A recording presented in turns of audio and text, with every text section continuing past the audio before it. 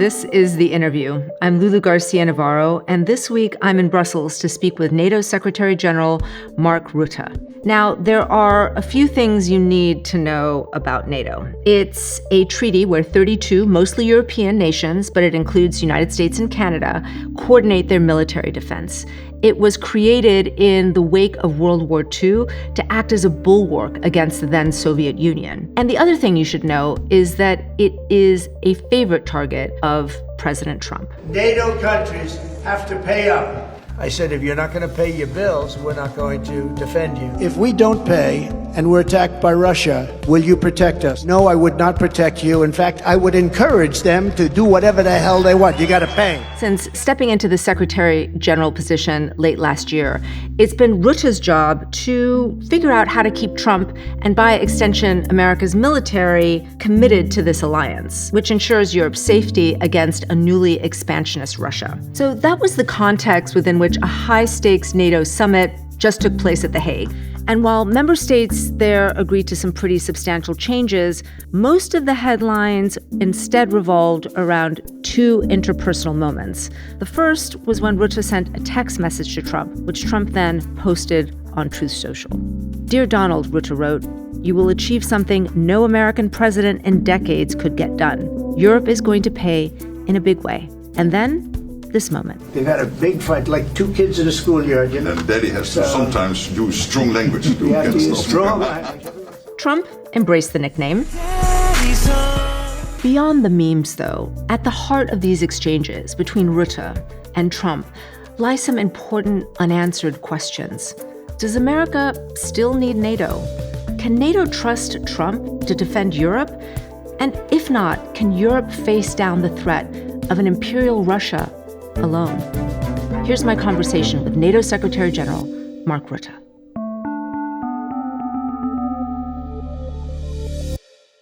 Secretary General, thank you so much for joining the interview. I really appreciate your time. Really appreciate being here. Thank you for the invitation. I'm going to start with a big but basic question, and I want it to be in the form of an elevator pitch, if you will. Why should NATO matter to Americans now? What do Americans get out of this treaty today? It should matter. And if I was in the elevator, I would say, if you want to defend the US, you have to make sure that three things are secure. You need a secure Arctic, because it is opening up, and the Chinese and the Russians are sailing there. You need a secure Atlantic, because it is your sea, it is crucial. And you need to secure Europe, because Russia is here. And Russia is reconstituting itself at an incredible pace, and not to attack Norway, but to attack ultimately the US. If the Arctic, if the Atlantic Ocean, if Europe is not secure, US has a big problem. I'm assuming that's how you sold it to President Trump, who has conspicuously not been a very big fan of NATO, and essentially views Europe, as he has mentioned in the past, as a bunch of freeloaders. He sees it as European nations basically funding their welfare states, giving free health care, giving pensions at the expense of American defense. You think that view is fair? The second half of the view is fair, but the first half I would not buy into, because I think that, and I'm pretty much confident of the fact that the American president, Trump, very much realizes, and his whole team, based on my conversations when I was in Washington in March, when I was there in April, when I had the conversations last week in The Hague, that for the US to stay strong and safe, there is this embeddedness with European security. And of course, working together to keep the Indo-Pacific safe. But I do agree with the second half, because there is this enormous irritant since Eisenhower with American presidents. And I think they're completely right that the Europeans were not paying enough. And that where you are paying on average 3.5% of your GDP on defense, that the Europeans were, struggling to get to 2%. So there, he has a big point. And luckily, last week in The Hague, we solved that. Before we get into that substance, I'd like to talk a little bit about the style, because your interactions with President Trump in the aftermath of that meeting have been called, and I'm quoting here, fawning and orchestrated grovel. I saw someone refer to NATO now as the North Atlantic Trump Organization. It's been a week of a lot of criticism. How do you see it? Well, let's face what is happening. There were 7 or 8 countries in Europe not at 2%. This was so now it's 5%, the new benchmark. Do we really think that we would have been able last week in The Hague to agree to that 5% if Trump would not have been re-elected as President of the United States? So I think when somebody deserves praise, that praise should be given. And President Trump deserves all the praise, because without his leadership, without him being re-elected as President of the United States, the 2% this year and the 5% in 2035, we would never, ever, ever have been able to achieve agreement on this. I want to get to what exactly these numbers are and what they mean, but there are these two camps after this summit. You know, one said that you did what you did to sort of pacify President Trump's ego and have a successful summit, which you did. And the other says that while our president likes flattery, he ultimately sees it as weakness, and it only appeases him for so long. I'm sure you've seen all this commentary afterwards. I was 14 years Prime Minister of the Netherlands, so I know about criticism, but I don't care. In the end, I need to do my job. I have to keep the whole of NATO together, and the biggest ally is the United States. That biggest ally has paid since Eisenhower more than the Europeans. And now for the first time in 65 years, we will equalize between what the US is paying and what the Europeans are paying. So, and without Trump, that would not have happened. Did you mind the text message that you sent him being made public by him? Not at all, because what was in the text message is exactly as I see it. One, that he did an excellent job on Iran with the bombing of the nuclear facility. And as I said in that text message, you are now flying into another big success, which is a NATO summit, which will commit to 5% defense spending. And this is transformational. All right. We are meeting after this NATO summit. The big success is that the member nations, except for Spain, agreed to increase their defense spending to 5% of their GDP by 2035. Can you briefly talk me through why 5% is the right number? Yeah, and by the way, all 32 agreed. There's one issue with Spain, that Spain is saying, okay, we agree, but we think we can reach all those capabilities with a lower investment. That is absolutely impossible, so history will prove them wrong, but that's an agreement to disagree. But then to your question, we have an enormous geopolitical challenge on our hands, and that is first of all Russia, which is reconstituting itself at a pace and a speed which is unparalleled in recent history. They are now producing 3 times as much ammunition in 3 months as the whole of NATO is doing in a year. And don't forget, Russia is only the size of the economy of Texas, 2 trillion, and the whole of NATO is 50 trillion. So this is unsustainable. But the Russians are working together with the North Koreans, with the Chinese and the Iranians, the mullahs, in Ukraine, in fighting this war, unprovoked war of aggression against Ukraine. So here, the Indo-Pacific, the Atlantic are getting more and more interconnected. We know that China has its eye on Taiwan. Given this whole geopolitical setup, there is no way we can defend ourselves if we would stick to this old 2%. So when it comes to core defense spending, we have to move up to 3.5%. And then, of course, there is all the defense-related spending, because a bridge needs to hold a tank if it crosses the bridge. We need to develop the defense industrial base. We need to spend money on cyber, on a hybrid.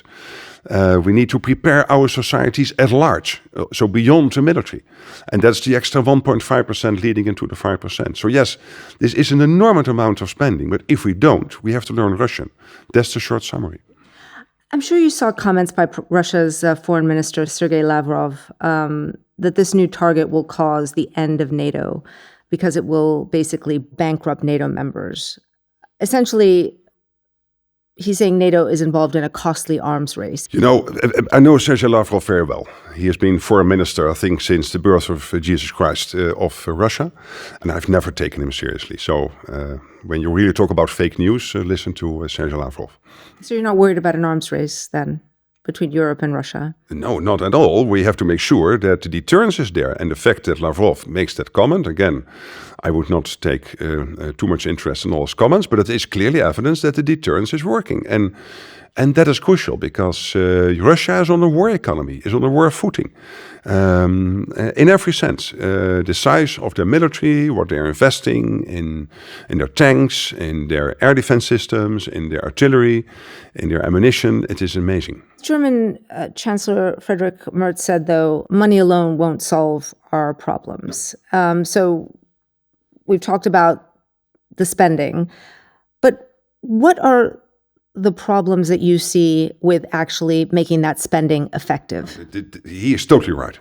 Because the deterrence is, yes, the spending, but the deterrence is only real if we have the people and the industrial output to make sure that the people can make use of the weaponry we need to really defend ourselves. So these are the two issues we really have to work on. To get the right number of people in the military is something at the national level, and countries can take decisions, yes conscription, no conscription, spending more on salaries for your military. You think that Europe's going to have to do conscription? No, I'm not. That's up to the individual countries to decide.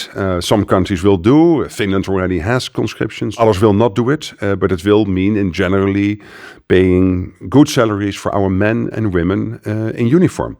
What I'm particularly worried about is the defense industrial output, and this is a problem across the alliance because we simply lack the defense industrial base to produce the weapons we need to produce to make sure that we can deter the Russians or the North Koreans or whoever to attack us.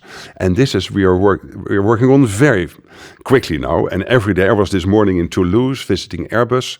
They want to put the airplane maker in France, of course. It's the airplane maker in France. It is partly French, but also British, Spanish, and German owned. And they are putting in the extra production lines, the extra shifts to make sure that they can deliver at scale. Not increasing the price, but making sure that the scale of the production is there, that they can deliver what the rest of the alliance needs. Which is what exactly? It's in their case airplanes, it is air transport, it is helicopters, it is drones. But we need everything. Take, for example, the Patriot anti-missile systems the US is producing. At this moment, it takes you sometimes 10 years before a new Patriot system will be delivered. And the joke then is, will it be delivered in the morning or the afternoon? Why does it matter? Yeah, in the afternoon, the F-35 will arrive. So when it comes to spending, the US is in good shape. And the Europeans and the Canadians have to step up. When it comes to the defense industrial production, we are all in the same boat. The capacity and capability will be key to keep our deterrence at the level it has to be. So Friedrich Merz, to your question, was totally right. Are you worried, though, that perhaps European nations at this point are investing in the war that's taking place now, not the war that will come in the future? I mean, we've seen already in Ukraine the use of drones, the use of a lot of more nimble technology that is not based around, heavy weapons, etc. I'm not worried about this, but you're totally right that the war of the past is not a war we will fight against the Russians or whoever will attack us in the future. And that is why this war of aggression against Ukraine is also teaching us something, exactly as you said. It is about drone technology, it is applying artificial intelligence. There are so many developments now which we have to figure in the way we think about warfare and developing our defense industrial base. We have now this joint center in Poland, JTEC, where we capture all the lessons from the battlefield in Ukraine. And what we learned from this is a few things. One, ammunition is still the base for everything. This has not changed over the last 500 years. If you do not have enough 155 ammunition, we cannot fight the 152 ammunition from the Russians. So this has to be there, and we are totally lacking at this moment the production capacity. The UK is now building 6 new ammunition factories. I was happy to hear a couple of weeks ago that they will do this. Then, of course, you have the big ticket items still, the F-35s and the European equivalents, the tanks, etc. And there is a huge opportunity here for our innovative industries, and there's a huge opportunity here for our small and medium-sized enterprises. And that is why I really believe that with this extra defense spend, we also will see a defense dividend coming to our economies from Spain, the Netherlands, France, the US, all over NATO territory. To put this into context, obviously the United States is the biggest partner in NATO in terms of by far in terms of its capacity, what it does for NATO, what it spends, etc. And there was this big New Yorker piece that came out recently, and it described a training exercise in Estonia, which is a member state, to test their readiness for a possible Russian invasion. And of course, Estonia would be on the front line of that. The piece noted that Estonia basically has no air force, it has no navy, and in the exercise, the team playing the invading army had a capabilities overmatch, quote unquote, more heavy armor, more long-range fire. Basically, it did not go well for Estonia. Was that exercise a wake-up call for you? No, but what the New Yorker described there is right. But it's not a wake-up call, because, of course, we have all the plans in place that if Estonia will be attacked, and the Russians know this, that our reaction will be devastating. And I cannot go into all the details, of course, because Putin, I know, is watching these programs. But, of course, we have to make sure that we not only have those plans, but we also have the people and the military gear to back it up. And this is exactly where we need to spend more. But it's not that the Estonians are left to themselves. It will be the full force of NATO, with its 800 F-35s here in Europe, with all the NATO Navy and landmass capabilities, including the full backup of the United States, which will come to the rescue. Putin knows this. This is why he will not attack Estonia today. But he might in 5 or 7 years if we would not make all these extra investments. There's a key sentence in what you just said, which is with the full backup of the United States, which would come to our defense. I mean, this is clearly what so much of the concern and discussion has been about, because President Trump has never fully committed to coming up to Europe's defense if indeed something like that should happen. Are you confident at this moment, if Estonia was invaded, that the United States would come to Estonia's aid? 100%. I have no doubt at all. And he was very clear in the closing press conference in The Hague on this. But also everything I've discussed over the last 6 months with the new US administration, there's absolutely no shiver of a doubt, not at all, that the US is completely committed to NATO, is completely committed to Article 5. There is one big irritant, and that is the fact that the Europeans, since Eisenhower, have not paid their fair share. And of course, the good news of last week is, and that was the transformational outcome of the NATO summit, that finally, for the first time in recent history, European allies will pay the same as the US is paying. That is the irritant that President Trump talks about publicly, but there is an underlying issue as well, which is that President Trump does not like to get into foreign entanglements. He has a very transactional view of the world in which, you know, if it's good for him or good for America, then he will do it. So it again comes back to this idea that, are you certain that the only irritant was that they weren't paying enough? Or is there a fundamental disconnect between the way that our American president views the world and its commitments to these international organizations? I don't believe so. And the reasons is that President Trump put in place an excellent foreign policy team, including Marco Rubio and Pete Hegseth, Matt Whitaker, the ambassador here at NATO. And there is broad spread agreement that when it comes to the defense of NATO territory, the US is part and parcel. That means that it's not only about defending Europe, it's about the United States, for the reasons I mentioned earlier, that the US is not secure if the Atlantic, Europe and the Arctic is not secure. There's a second reason that has to do with the Indo-Pacific. There's an increasing realization that if China, and that risk is very real, because why is China building up its military as it is building up at the moment at this pace? Not only to have its parades in Beijing. There must be some real world reason why they do this. And of course, this is Taiwan. We all know this. Let's really be not naive about this. If Xi Jinping would attack Taiwan, he will first make sure that he makes a call to his very junior partner in all of this, Vladimir Vladimirovich Putin, residing in Moscow, and telling him, hey, I'm going to do this, and I need you to keep them busy in Europe by attacking NATO territory. That is most likely the way this will progress. And to to deter them to do this, we need to do two things. One is as NATO collectively being so strong that the Russians will never do this. And secondly, working together with the Indo-Pacific, something President Trump is very much promoting, because we have this close interconnectedness working together on defense industry, innovation between NATO and the Indo-Pacific.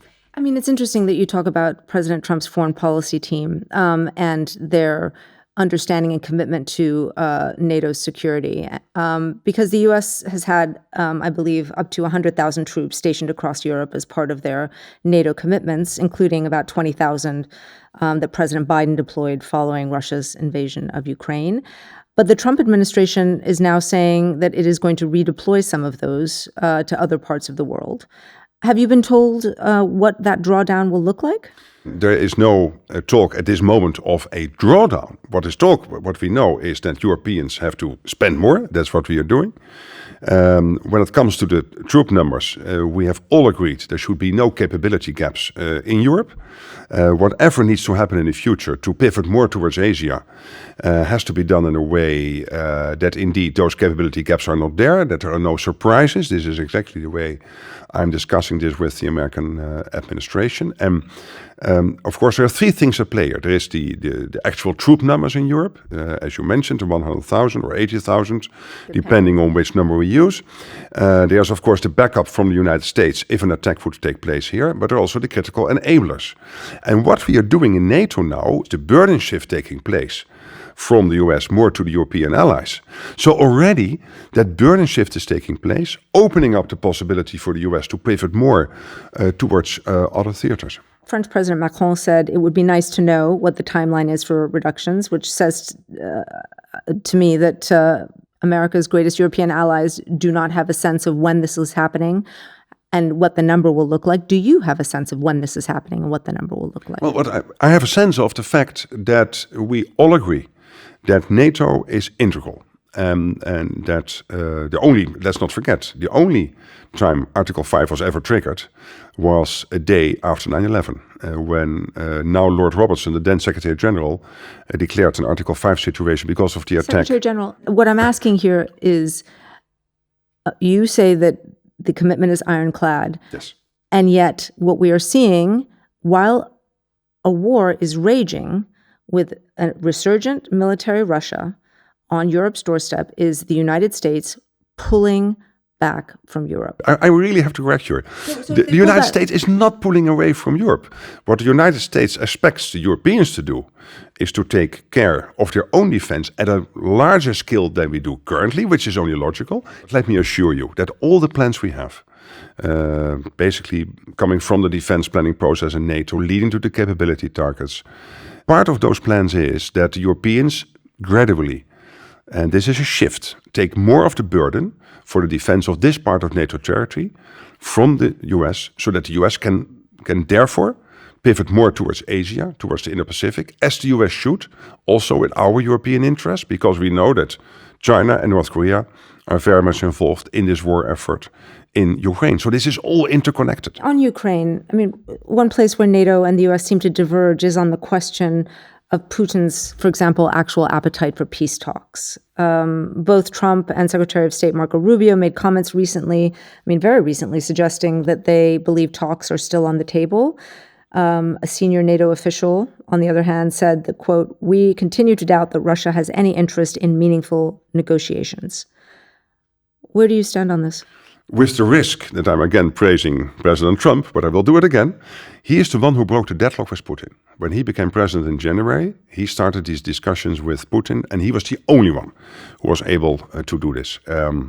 Because going forward, this had to happen. A direct dialogue between the American president and the president of the Russian Federation. Then, of course, this is a step-by-step process. We had now 2 rounds of peace talks in Istanbul, where the Ukrainians sent a very senior team, took it very seriously. And unfortunately, the Russians sent this historian, not to be taken so seriously.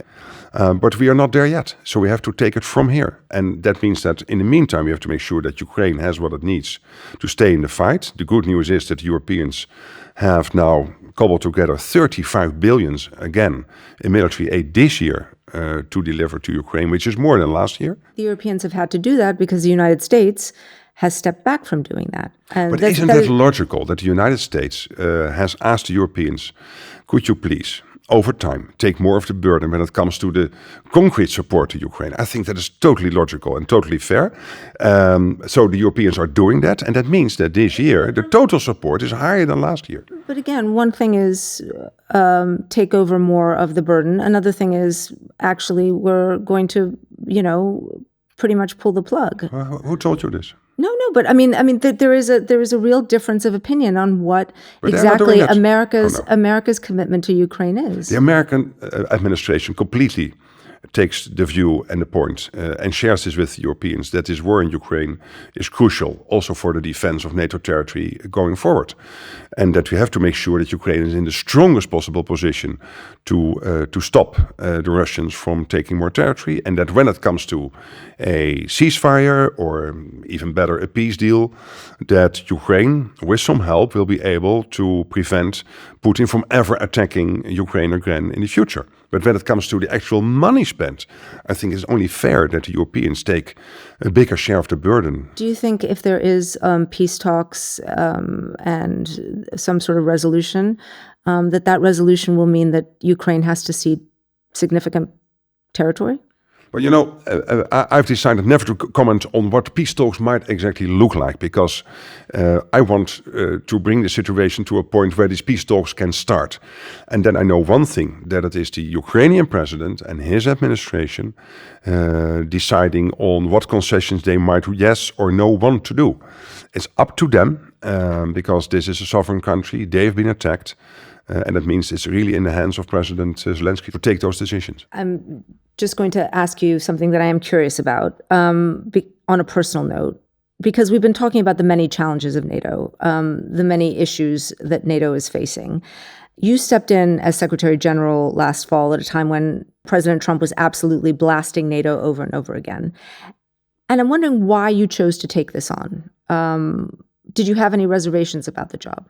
No, to be honest, no. I was first asked by President Biden in January 23, but I had to tell him if I would say yes to the job offer, that would lead to new elections in my country. And the Netherlands has a very slow electoral process and then a very slow government formation process. So I thought I could not do that. I just committed to a fourth term. Unfortunately, that team didn't last so long. So in the summer of 23, we had to announce new elections. I decided to step back from national politics after being prime minister for 14 years. And then I thought again about the job offer. But the reason I did it is because I thought with 14 years of national experience, given what is happening in Ukraine, what is happening with Russia, the fact that the Russians and the North Koreans and all of this working together, I thought, okay, if they think I can do this, I can take on this role, who am I to say no? And I must say, since the 1st of October, I'm here. And of course, it is a very serious job. But at the same time, I can tell you, I love every minute of it. Because there are incredibly good people here. And the issues are staggering. When I was preparing for this interview, obviously I read a lot about you. And one of the things that really struck me was that while you were Prime Minister of the Netherlands, you advocated for withholding pandemic funds from countries that weren't adhering to EU democratic values. What you were saying was countries that aren't acting in a democratic fashion shouldn't perhaps be the beneficiary of money coming from the EU. Which was a broadly held view in Europe. Right. But it made me wonder, do you think countries that aren't credible democracies should be part of NATO? Well, I'm now leading this alliance of 32 countries, and that means that I've only one job, and that's making sure that the whole alliance stays together, that we stay on one page, and that means that the last thing I'm going to do is discuss national politics. Yeah, but I mean, part of the idea of NATO is about allies who share a commitment to democratic values. I mean, it was created for that. And now you have, as part of this alliance, what some would call a democratically backsliding United States. You have Hungary, which calls itself an illiberal democracy.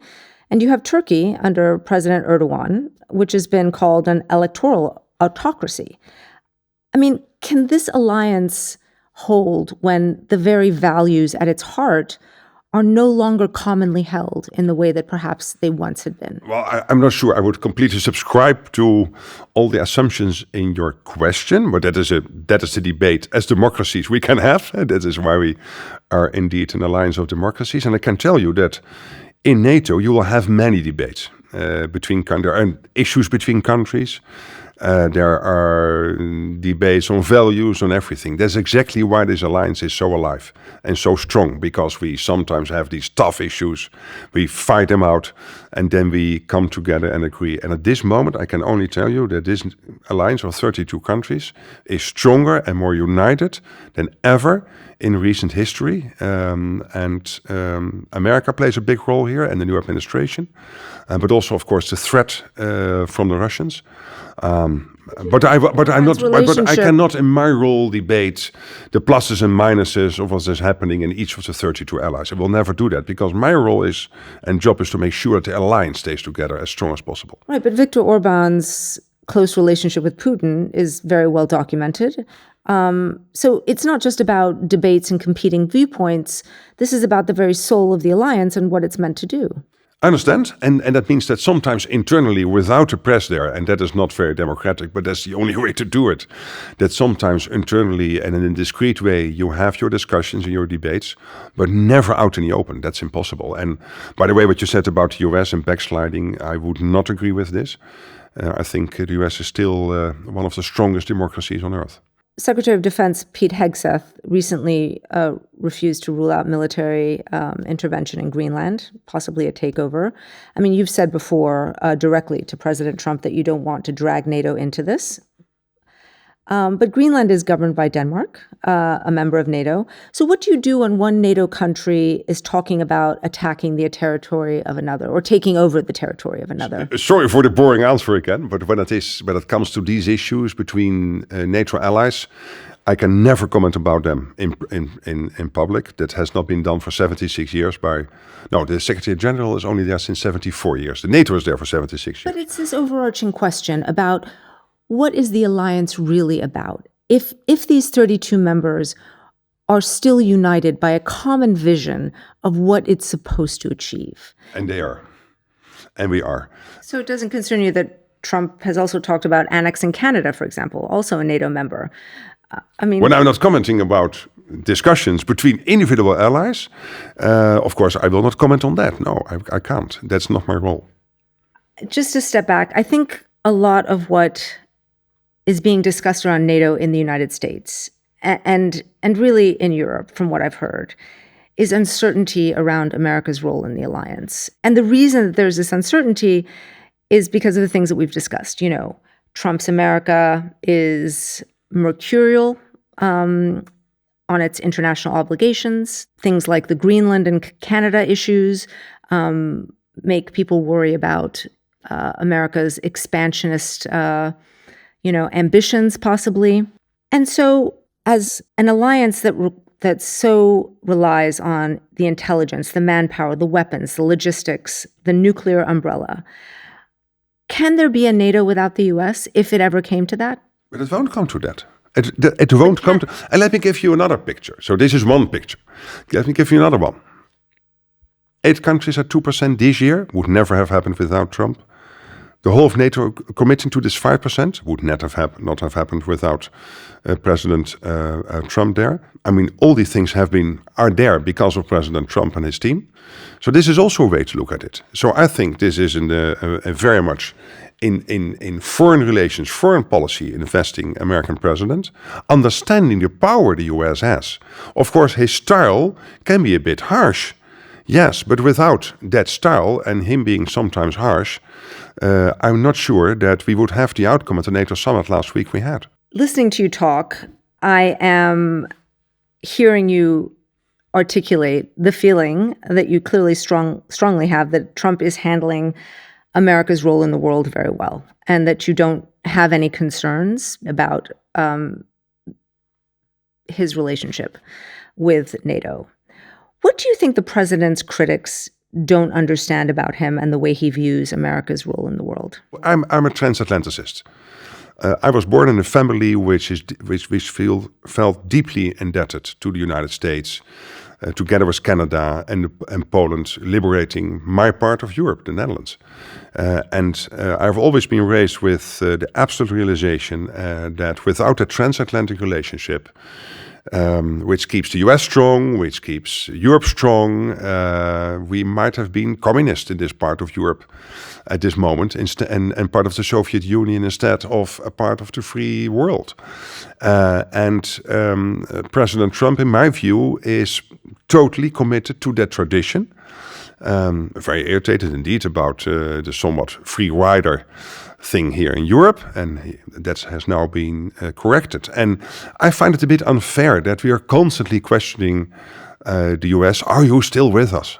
And if you are still with us, are you really with us? Or might you maybe leave us one day? To be fair, that's based on the president's own statements. This is not supposition, but please go on. Yeah, but when you, for example, what he said about Article 5 is ambiguous in itself, because we will never want to make Putin or Xi Jinping or whoever might ever try something against us wiser than he or she is at the moment. And look at this closing press conference in The Hague. I mean, it couldn't be clearer than this. Put on the television when President Macron is visiting the White House, when Prime Minister Starmer was visiting the White House, when Prime Minister Meloni was visiting the White House. Listen to President Trump's comments. You cannot have a clearer commitment to NATO than what he said on those occasions. So you think NATO will last another 50 years with America at its heart? Absolutely. Absolutely. I have no doubt. America being the leader in the world and also within NATO, but with the Europeans taking their fair share in terms of the burden. And that's only good, and that makes that NATO is stronger and fairer and more lethal, exactly as we should be. Secretary General Mark Rutte, thank you so much for your time. Thank you so much for this interview. Thank you.